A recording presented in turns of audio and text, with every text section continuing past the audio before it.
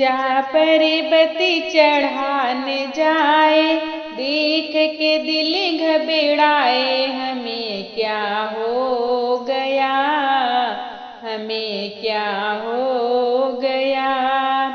ऊंचा पर्वत चढ़ान जाए, देख के दिल घबराए, हमें क्या हो गया, हमें क्या हो गया। ओ शेरवाली मैया जल वाली आई बड़े प्यार से, ओ शेरवाली मैया जल वाली आई बड़े प्यार से।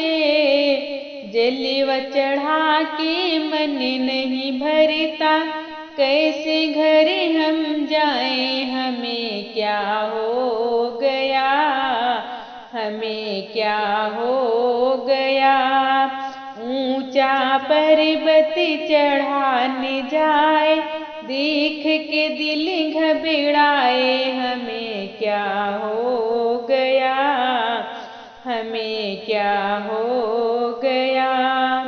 ओ शेरवाली मैया गजरा ले आई बड़े प्यार से, ओ शेरवाली मैया गजरा ले आई बड़े प्यार से। गजला चढ़ा के मन नहीं भरता, कैसे घर हम जाएं, हमें क्या हो गया, हमें क्या हो गया। ऊंचा पर्वत चढ़ान जाए, देख के दिल घबराए, हमें क्या हो गया, हमें क्या हो गया।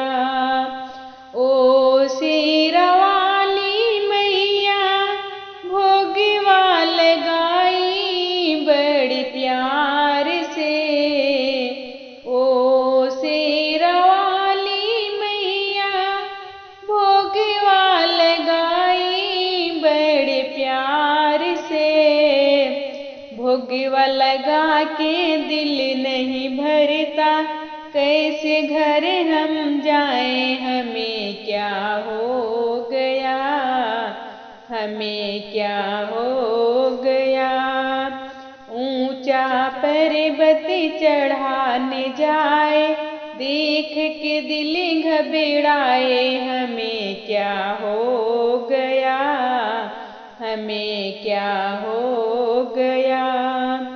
ओ शेरवाली मैया चुनरी ले आई बड़े प्यार से, ओ शेरवाली मैया चुनरी ले आई बड़े प्यार से।